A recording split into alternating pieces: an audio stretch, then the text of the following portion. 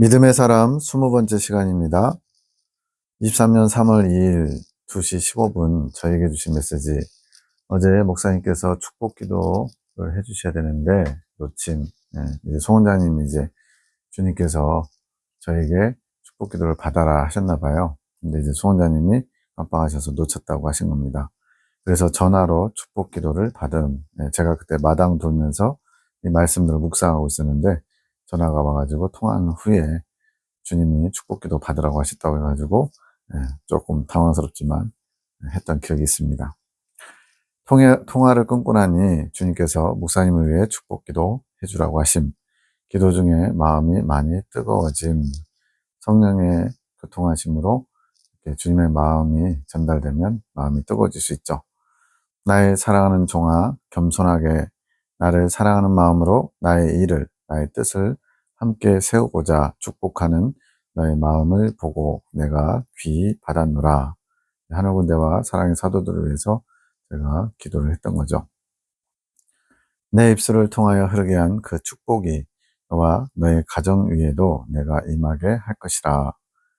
주님의 이름으로 한 것은 반드시 주님이 또 갚아주시죠. 그래서 누군가의 집에 들어가면서 축복했을 때 그 축복이 합당치 않으면 그 축복이 나에게 돌아온다. 이런 말씀도 있고, 또 그 축복이 합당하다고 해서 나는 그 축복을 못 받는 게 아니고 그 집에도 그 축복이 임하고 또한 그 축복을 해준 저와 저희 가정에도 그것을 주님이 함께 주시길 원하시죠.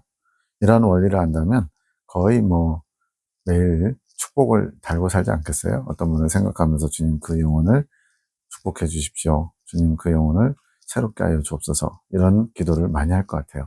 왜냐하면 그것이 또한 저에게도 유익을 하나님이 끼치실 테니까.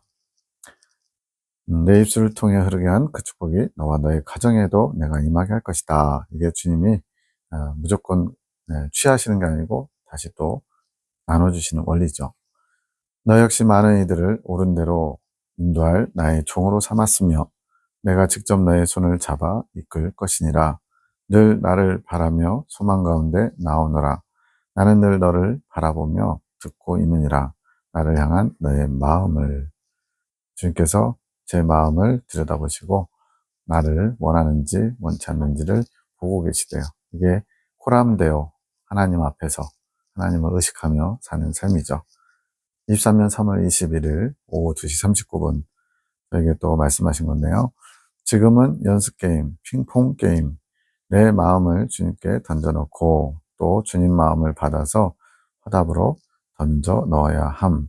주님께서 메시지를 주시고 그 메시지를 제가 받은 후에 또 제 마음을 주님께 아뢰드리고 또 거기에 대해 주님이 화답하시고 이렇게 서로 화답이 이루어지는 게 핑퐁게임처럼 주고받는 거라는 거죠. 근데 이것이 연습게임이라고 그랬으니까 잘 안 되죠. 익숙하면 이제 몸의 일부처럼 잘 될 텐데 처음에는 이런 적이 별로 없으니까 거의 없으니까 처음에는 연습이 필요합니다.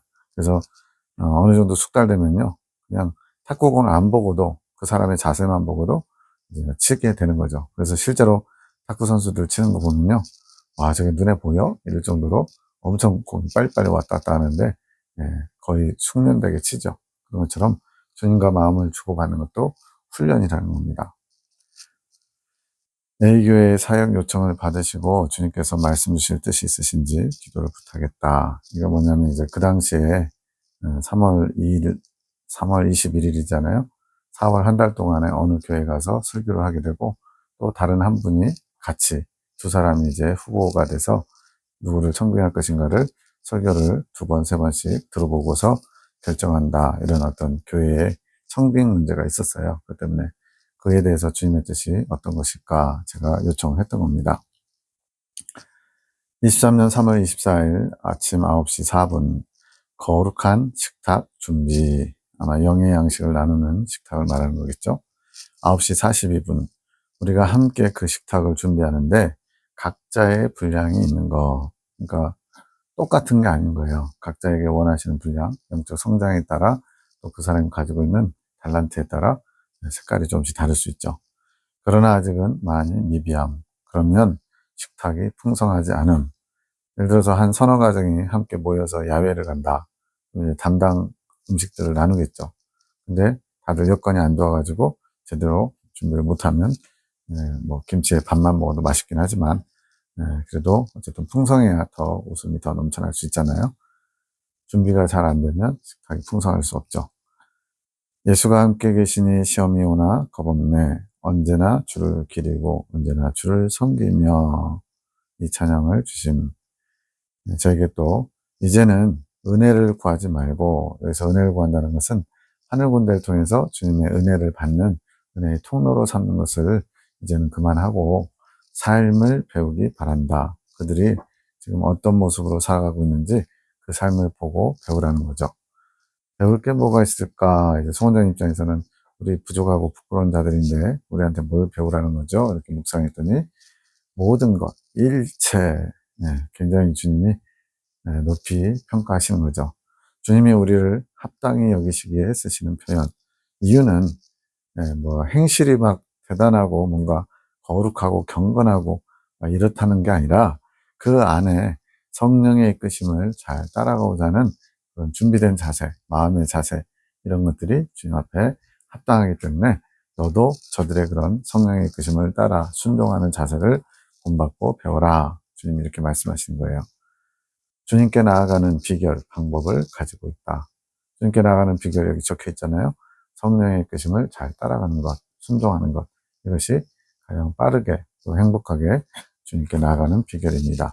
이 비결을 주님께서 주신 하늘군대와 사랑의 사도는 주님께서 이 비결을 주시고 날마다 가르치심. 성령의 이끄심을 받아야 주님께 빨리 나갈 수 있다. 이거를 알려주셨어요. 그러나 순종하는 것은 또 우리의 몫이에요. 순종할 수도 있고 안 할 수도 있잖아요. 그래서 성령이 이끄실 때 순종하는 게 빨리 갈 수 있는 비결이다. 이걸 알려주시는데 이 비결을 능력으로 가지고 있어. 그래서 능력으로 가지고 있다는 것은 순종하기 때문에 능력으로 나타난다는 거죠. 이 비결을 다른 사람들에게도 가르치고 계승시켜주는 자들. 이게 축복의 통로의 역할입니다. 하나님께 받은 바 그 은혜를 어떻게 끌어올 수 있는지, 또 지혜를 어떻게 끌어올 수 있는지, 주님의 보화를 어떻게 끌어올 수 있는지 방법을 알게 됐고, 그 방법을 이제 본인이 스스로 취하면서 또 다른 사람들에게도 그렇게 하면 된다고 알려주는 거. 이게 비결을 전승하는 거죠. 그것을 배우도록 하라고 하심. 이 비결은 성령과 동행하며 하나됨, 일치되는 것에 있음. 그리고 그 성령께서 예수님의 생명에 이르기까지 인도해 가신 성령님과 동행하는 방법, 임재, 동행, 통교, 그리고 신인 합일, 예수님의 생명을 얻는 것, 이것이 다 그 안에 담겨 있다는 거예요. 하늘군대는 그 비결을 배웠고 삶으로 지키며 이뤄내는 능력자들.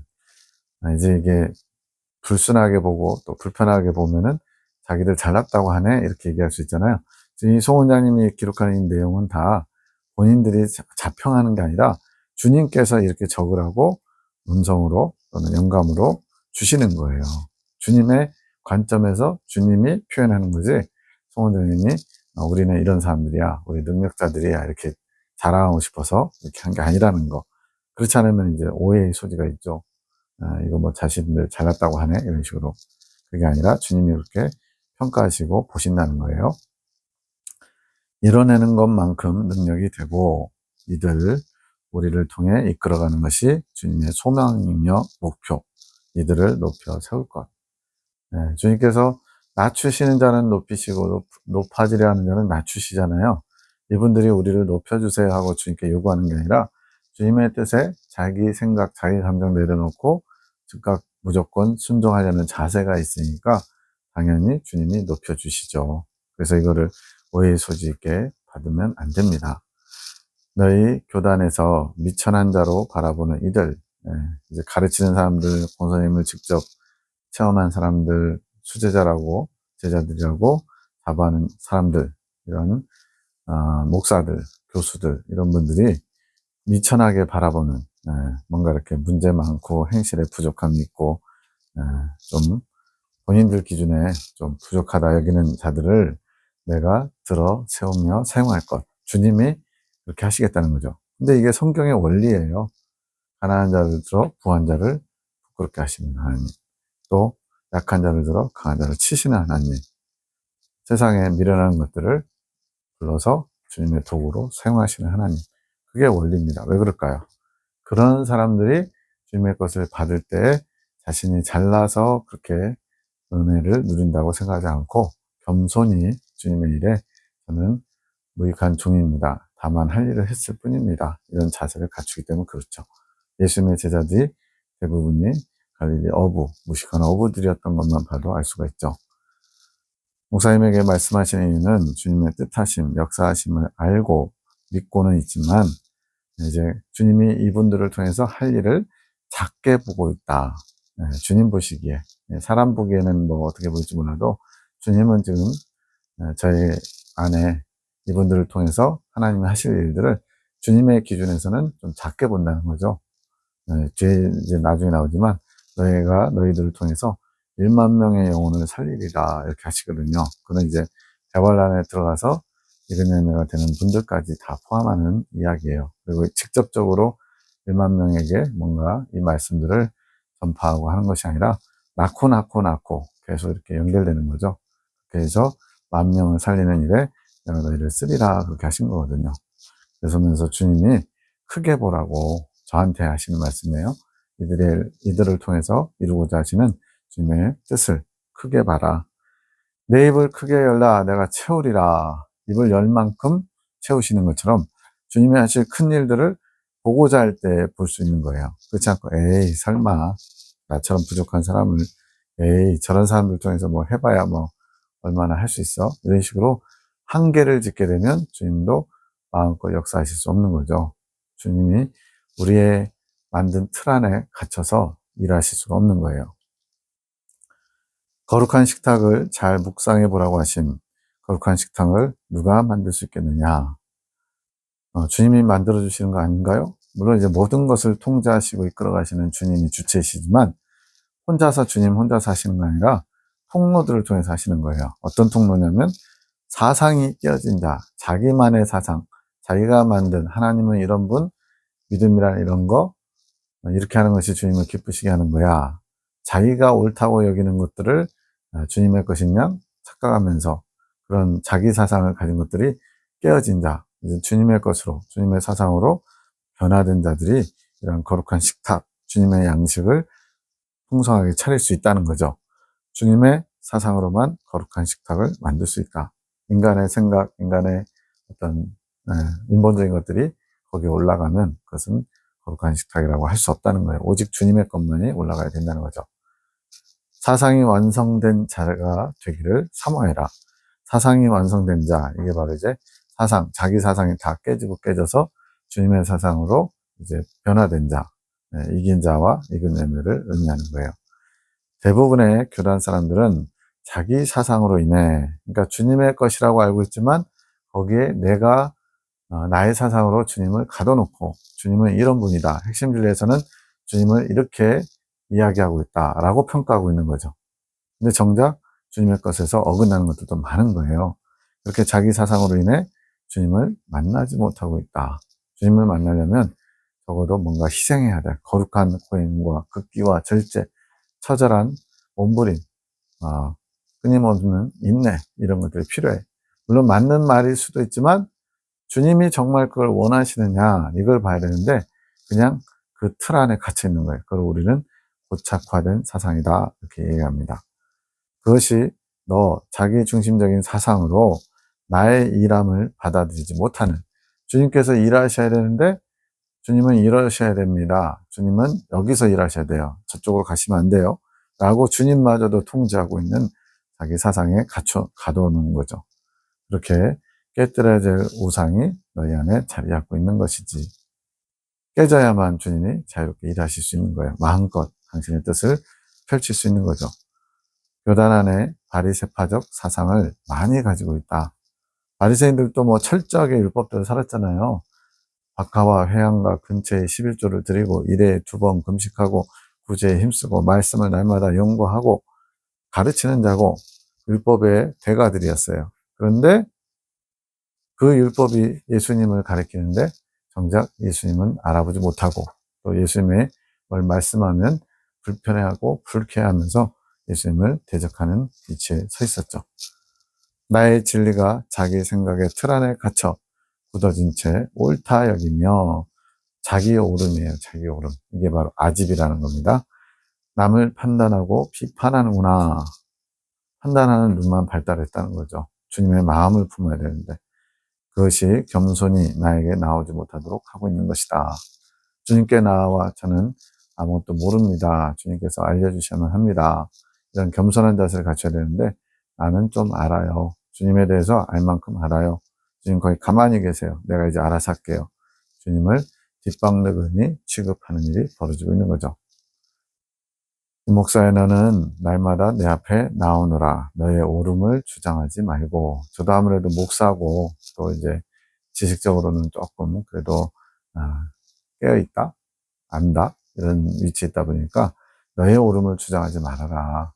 이게 너의 사상이고 너의 아집이다.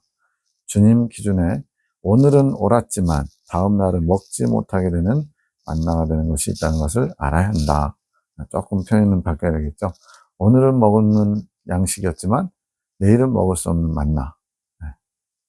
실제로도 이스라엘 백성들이 5일간은 하루하루 매일같이 새로운 만나를 먹었어야 돼요. 그 전날에 걷어놓은 거는 다 벌레가 생기고 썩어버립니다. 그래서 주님은 왜 귀찮게 그렇게 하셨을까? 그냥 자유롭게 이틀분, 3일분 저장하게 하면 되지. 주님께서는 늘 살아있는 떡, 생명력 있는 떡을 먹기를 원하신 거죠. 그래서도 살아있는 주님을 만나야 되고 살아있는 진리가 돼야 되는데 그러려면 만나 자체도 주님이 주신 양식이라는 거 기본적으로 깔려있지만 성령의 조명하심으로 그 죽은 지식이 산 지식이 되도록 먹어서 양식이 되지 못하는 어제의 떡이 오늘의 먹을 수 있는 양식이 되도록 성령의 조명하심이 있어야 된다는 거예요. 그 성령의 조명하심 없이는 과거 20년 전에는 옳았던 것이 지금은 아닐 수 있다는 거죠. 공 선생님을 통해서 성경의 진리를 주셨지만 그게 더 이상 손대면 안 되는 난공불락의 진리, 가감하면 안 되는 진리, 더 이상 손대지 마. 분명히 잘못된 그 문장이나 또 뭐 표현이 좀 잘못된 것들이 있거든요. 자만나타 천박을 깨운다 했을 때 자만한 모습, 또 천박한 모습 이런 것들 얘기하는데 천박을 갖다가 천대와 박대를 당한다. 자만하고 나태하니까 천대와 박대를 당한다. 천박을 갖다가 천대와 박대를 당한다 풀면 어떡합니까? 천박을 깨운다 그랬는데 천대와 박대를 깨운다 말이 이상하죠. 천박함을 깨우는 겁니다. 그래서 이런 부분들 잘못되는데 그거를 여러 차례 제가 문제 제기를 해도 바꾸지 않는 거예요. 왜냐하면 공선님이 그렇게 하셨다고. 만약 제가 공선님하고 이 부분을 놓고 대화를 했다면 공선님 받아들이셨을 것 같아요. 그런데도 제자들은 선생님 것을 지키겠다는 의도로 아무리 얘기해도 받을 생각이 없어요. 천대와 박대라고 줄임말처럼 그것을 풀어버려요. 이러한 것들이 살아 운동력 있게 역사하지 못하도록 나의 구차가 된 사상에 주님의 뜻을, 주님의 양식을 못 먹도록 가둬버리는 게 되는 거죠. 너는 날마다 나에게 와서 양식을 구하여라. 이런 자세가 필요합니다. 내가 주리라. 내가 눈을 열어가리라. 내가 기뻐하는 것이 무엇인지, 또 내가 버려가야 하는 것이 무엇인지 조금씩 배우며 알아가리라. 늘 나에게 나와 먹일 양식을 구하며 나누어 주어라. 이게 사실은 목회자의 가장 기본적인, 목회자가 하는 일이 여러 가지가 있겠지만 가장 중요한 게 성도들에게 꼴을 먹이는 거죠. 목자의 의무죠. 그런데 문제는 날마다 주님께 나아가 목자로서 주님의 양식을 받아서 성도들에게 나눠줘야 되는데 날마다 구해야 된다는 거예요. 10년 전에 했던 설교를 뭐 할 거 없나 하게 뒤적거려가지고 다시 조금 어투나 또 대상만 조금씩 바꿔가지고 하는 분들도 제가 알기로 많아요. 물론 이제 성경에 이제 어떤 한계가 있다 보니까 한 10년, 20년 목회하면요. 그 설교가 그 설교가 되게끔 될 수도 있겠어요. 늘 똑같은 주제나 본문이 이제 또 겹쳐지게 되면 그럴 수 있잖아요. 그런데 중요한 것은 정말 주님이 오늘 내 양들에게 이 말씀을 먹이길 원한다. 이거를 알아야 된다는 거예요. 그러려면 주님의 뜻이 어디 있는지, 어떤 양식을 주기를 원하시는지 주님 앞에 나아가 구해야죠. 이걸 게을리하면 목회자로서 자격 미달이죠. 또 사꾼 목자의 모습이죠. 내가 기뻐하는 것이 무엇인지 또 내가 버려가야 되는 것이 무엇인지 조금씩 배우며 알아가리라. 늘 나에게 나와 먹일 양식을 구하며 나눠주어라. 내가 가지고 있는 지식은 영을 소생케 하는 양식이 되지 못함을 늘 기억하여라. 살아있는 양식만이 양식이 된다는 거예요. 죽은 지식, 죽은 양식은 영양분이 되지 못해서 먹인다고 먹이지만 영양가 없는 거, 그런 것을 먹이면 어떻게 돼요? 점점 말라가겠죠. 근데 그런 심각성을 모르는 거죠. 자기 만족에 빠져서, 자기 오름에 빠져서. 주님이 주시는 양식은 이것은 깨달음이고 영감이에요. 그것만이 영을 살리며 배부르게 할 수 있다. 근데 이제 주님이 주신 깨달음인지 자기가 막 머리 써가지고 자기 지식으로 깨달은 건지 이걸 잘 분별해야죠. 이게 예민하지 않으면, 영적으로 깨어있지 않으면 분간하기가 쉽지는 않습니다. 자신의 지식 가지고, 자신의 사상 가지고 주님의 것이라고 깨달았다고 이렇게 잘못된 걸 전하는 사람들도 있고 막 그래요. 그렇게 목회를 해야 하며 내 양을 돌봐야 하는 것이다. 너의 양이 아닌 나의 양이라는 것을 명심하고 내가 주고자 하는 꼴을 먹이고자 힘쓰고 애써야 된다. 목회자가 또 하나 제일 또 잘못하는 것이 주님의 양들인데 내 양처럼 이제 처음에 이제 어느 교회 초빙 받아 가면요.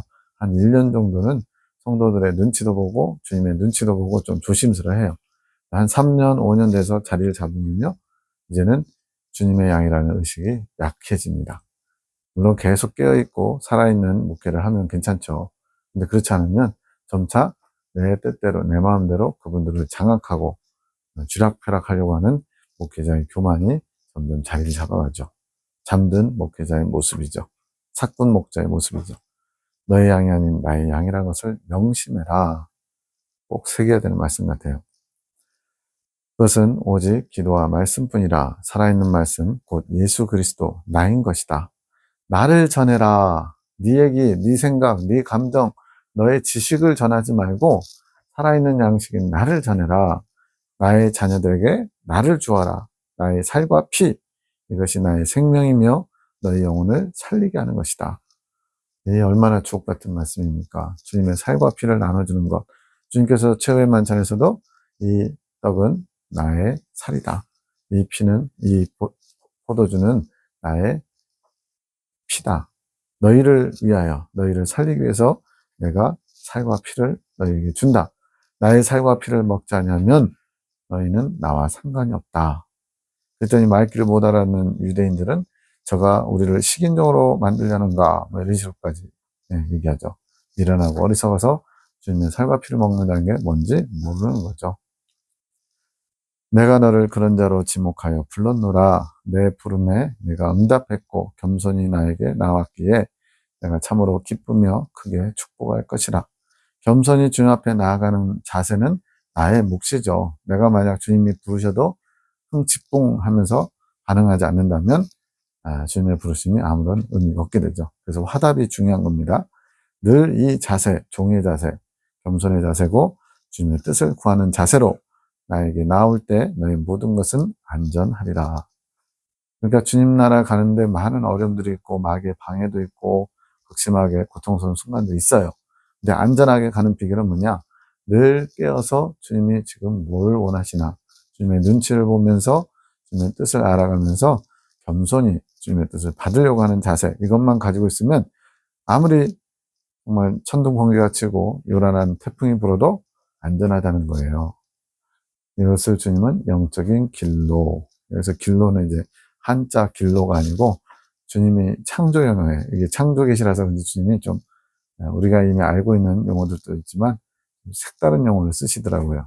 영적인 길로, 굳이 좀 해석한다면 안전한 영적인 길, 주님의 인도하심 있는 길. 철로하고 아마 좀 이렇게 하나님이 좀 연관지어서 표현하신 것 같아요. 철로는 이렇게 이미 정해져 있어요. 도로는 차가 뭐 왼쪽으로 좀 막 갈 수 있잖아요. 철로는 어때요? 이미 철로가 깔려 있어서 기차는 거기서 벗어나면 탈선이에요. 그래서 그 길로만 가야 돼요. 그래서 영적으로 안전한 길, 그것을 영적인 길로 이렇게 말씀하시네요. 이탈되지 않는다는 것. 오후 3시 31분 우리가 가는 길은 실로 고속전철의 길, 고속전철로 가는 길, 안전하겠죠. 네, 철로만 따라가면 되니까. 그리고 빠르겠죠. 주님께서 만들어 놓으신 철로 타게 되면 안전하고 매우 빠르나 일반적인 보통 사람들에게는 보이지 않는 길, 볼 수 없어서 쟤네들 뭐라는 거야, 지들이 뭐 잘났대? 이러면서 비난하고 조롱할 수밖에 없는 그런 것도 있죠. 믿음으로 보고 믿음으로만 탑승이 가능한 것, 즉 주님이 어떤 분이신지 알고자 할 때, 주님을 원하는 마음이 있을 때 믿음을 주님이 허락하시고 그 믿음을 가진 자만이 이것을 볼 수도 있고 탈 수도 있다는 거예요. 믿음으로만 내가 가고 있음을, 타고 있는 사람 말하는 거예요. 내가 지금 가고 있구나. 믿음으로 보지 않으면 내가 지금 잘하고 있나? 이 길이 맞나? 이렇게 의심할 수밖에 없죠. 내가 가고 있음을 볼 수 있음. 모든 자들이 볼 수는 없음. 그 철로가 보이지 않기 때문에 주님이 감춰 놓으신 거예요. 이 길은 주님이 이 땅에 오셔서 친히 내놓으신, 만들어 놓으신 길. 그러니까 주님이 이미 만들어 놓으셨는데 볼 자들에게만 보이게끔 하신다는 거예요. 꼭 굳이 한국군대 사랑의 사도들 군사학교 3, 4기뿐만이 아니고 온 세상에 이런 철로들이 있다는 거죠. 고속전철의 길이 있다는 거죠. 그것을 볼 수 있는 사람이 그리 많지 않다는 거죠. 그 길은 겸손히 구하고 찾을 때 찾아지게 하신다. 네, 원하는 조건이 하나 있는 거예요. 겸손히 구할 때. 주님 알게 해주세요. 저는 아무것도 몰라요. 주님의 뜻이 무엇인지 꼭 알게 해주세요. 이렇게 간절히 청할 때 순수하게. 우리 하늘군대와 사랑의 사도도 그 길을 찾았고 또 지금 가고 있음. 더 이끌려 가야 됨. 종착지에 도착한 거 아니에요. 목적지, 종착점을 향해서 꾸준히 멈추지 말고 가야 함. 주님이 두 가지 말씀하셨어요. 멈추는 것이 교만이고 또 하나는 멈추면 길을 잃는다 그랬어요. 철로인데 무슨 길을 잃느냐. 철로에서 이탈한 것과 같은 거죠. 멈추는 것은. 물론 이제 깨닫고 빨리 돌이키면 다시 시작하면 되죠. 가다가 멈추는 것은 교만, 겸손하게 그분 성령님의 이끄심대로 나아가야 함. 왜 멈출까요?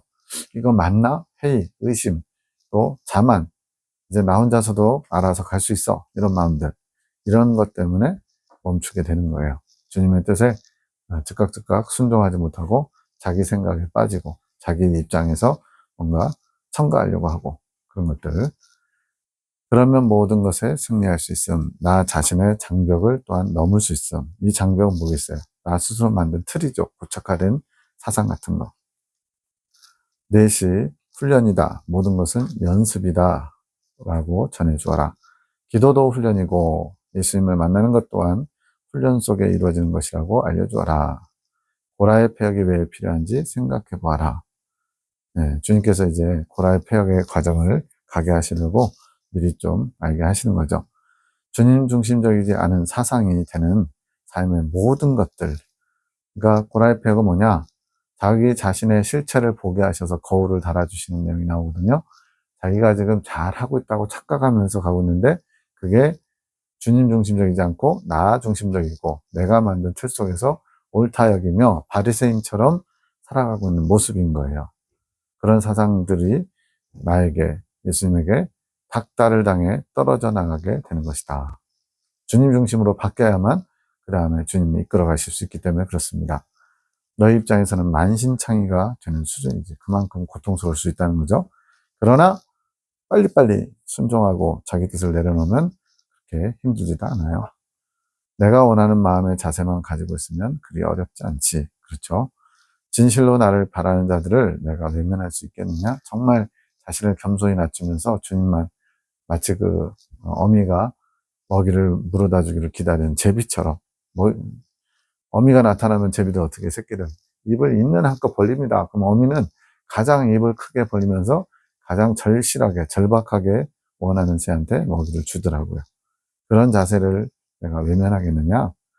그러나 너희들이 나를 외면하는 것이지. 주님은 주고자 하는데 받으려고 안 하는 거죠. 자기 오름에 빠져서, 자기 만족에 빠져서. 나는 늘 너희 안에 거하고자 노력하지만 너희 스스로 그걸 원하지 않지. 문제는 우리에게 있습니다. 그러나 그 마음의 중심, 주님을 진실로 원함이 있는 자는 내가 깨뜨려서라도 내 것으로 만들어 간다. 정말 주님의 주님을 원하는 마음이 그 중심에 있어요. 근데 약간 행실이나 또 여러 가지 모습들은 좀 부족한 것들이 있어요. 사람들에게 지탄을 받아요. 저 사람 그리스도인이냐 할 정도로 좀 문제가 있는 부분도 있어요. 근데 주님을 원하는 마음, 주님을 만나기 원하는 마음, 그런 마음 하나 보시고 깨뜨려서라도 주님 만나 주신다는 거죠. 아프겠지만 나를 들여다보고자 한다면, 깊이 들여다보고자 한다면, 주님의 마음을 알고자 한다면 그것이 큰 사랑이라는 것을 알 것이지. 주님이 사랑하시기 때문에 우리를 깨뜨리신대요. 주님과 하나됨을 이루게 이끄시기 위해서. 그것이 고통이 아닌 사랑이라는 것을 아는 자가 복된 자다. 네, 모든 것이 주님의 사랑입니다. 그런 자가 빠른 성장을 이룰 수 있음.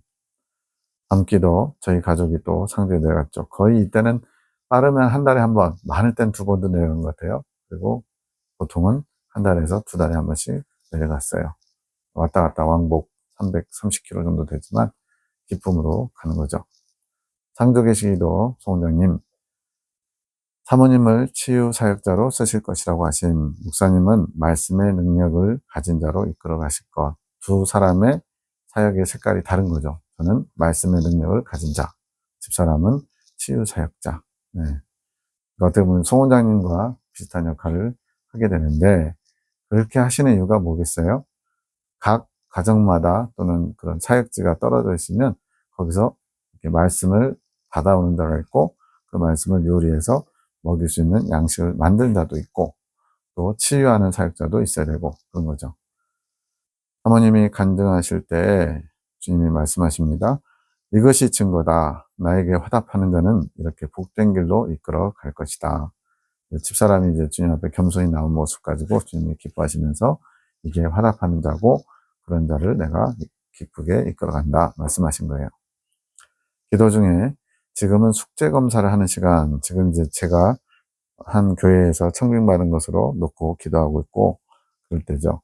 지금 과제를 제출하고 있음. 목사님의 말씀처럼 주님께서 환경을 통해 오직 주님의 뜻을 향해서만 잘 따라오고 계신지 테스트하고 계신 것. 그것이 과제물로 제출되는 것. 그 교회에 갈 수 있냐 없냐. 우리는 이제 그런 결과적인 것에 마음을 쓰잖아요. 주님은 거기에 가고 안 가고가 중요한 게 아니라 지금 내가 나의 이끔을 잘 따라가려고 거기에 안테나를 세우고 잘 방향을 또 목표를 잘 맞추고 있느냐. 이게 주님 앞에는 과제인 거예요. 숙제인 거예요. 그걸 잘 보고 있는지. 네. 지금은 목사님께서 이끌어 가시는 사인대로 주님의 어떤 신호죠. 그것에 잘 순종하시며 주님의 뜻을 기다리기를 원하심. 앞서가지 말라는 거죠. 저도 이제 주님은 이렇지 않을까 이렇게 좀 미리 억측하면서 먼저 가고자 하는 그런 성향이 좀 있거든요. 그 목사님, 여기서 이제 저 말고 또 다른 분 한 분이 같이 청빙의 후보로 올라오시는데, 그 목사님 또한 주님이 주신 과제들을 풀어보고 계신 것. 둘 다 지금 과제를 내줬는데, 누가 더 주님이 이끄시는 것을 잘 자기 생각을 내려놓고 따라오는지를 보고 계시다는 거죠. 거기에 합격하면 그 교회에 합당하게 세울 수 있다는 것이기도 하죠. 목사님께서 그분을 향해 축복 기도를 해주기 원하심, 진심으로 그분도 잘 되기를 바라는 거죠. 내 욕심을 따라서 저분은 못 되고 나는 잘 되고 이런 게 아니라는 거죠. 하나하나 주님께서 알게 하시며 이끌어 가시겠다고 하심. 기도 요청하신 것에 대해 주님의 뜻을 알려주시기를 말씀드리니 답을 구하는 곳이 아니라 지금 네가 원하는 답을 내가 알려주는 장소가 아니야. 여기는 세움을 받는 곳이야. 나의 일을 감당할 수 있는 주의 종으로 일꾼으로 세움받는 곳이야. 그런 어떤 초점을 잃지 마. 이렇게 얘기하시는 거예요. 박 지사님이 이제 환상을 보셨는데 쇠구슬이 보이면서 사모님의 마음 안에 쇠구슬이 있다고. 생각해보세요. 우리 내면에 예를 들어 뱃속에 쇠구슬이 있어요. 쇠구슬들이 막 서로 부딪히면 어떻게 돼요? 충돌이 일어나면 그 안에서 아픔이 있겠죠. 그 쇠구슬이 스스로를 아프게 했음. 쇠구슬이 돌아가며 마음을 아프게 함. 사랑의 샘이 솟아나리라. 쇠구슬이 옥석이 되리라. 지금은 스스로 만든 쇠구슬로 인해서 고통스러워하는데 그 쇠구슬이 주님 보시기에 옥과 같이 보배로 바뀌게 되는 날이 올 거라는 거죠. 23년 3월 25일 집사람에게 이 사모를 양육하는 것이 송원장 너의 몫이다. 네가 많은 이들의 어미가 되어주기 바란다. 나이 차이야 몇 살 차이 나지 않지만 주님께서는 많은 이들의 어미, 그래서 길잡이이면서 양육하는 영적 어미의 역할을 맡기시는 거예요. 주님이 하시고자 하는 일을 기쁨으로 감당하기 원합니다. 제가 의지할 것은 당신뿐입니다. 마치 성모 마리아가 주의 계집종이오니 주의 뜻이 이루어지이다 고백한 것처럼 이런 고백인 거죠. 함께도 창조계시기도 소년님, 김민정 사모는 아직 어려서 젖을 먹여 키워야 하는 수준. 이 말씀 받을 때 집사람이 얼마나 당황스럽겠어요. 그래도 나름대로 좀 성장했다 생각했는데, 그래서 사모인데 이러면서 자기 생각이죠. 그래서 양육이 필요, 빨리 성장하게 돕게 하실 계획, 빨리 성장하도록 이끌어 주신다는 거예요. 김 목사도 조금 자랐기 때문에, 저도 뭐 당황스러운 건 아니고 그냥 조금 자랐다면 주님이 그렇다면 그런 거지라고 받아들였거든요. 성령의 이끄심을 체득해왔다. 잘 이끌림 받지 못했지만 그래도 성령의 이끄심을 조금은 경험해 봤다는 거죠. 조금 자랐기 때문에 스스로 주님 뜻을 취할 수 있게 때때에 도울 수 있게 하는 것. 이제 저는 좀 이렇게 조언해주고 때로는 방향 잘못 잡으면 틀어주고 그 정도 선으로 도와주면 되지만 집사람은 어린아이를 아기를 양육하듯이 잘 좀 더 세밀하게 터치하면서 양육해야 된다는 의미인 거죠.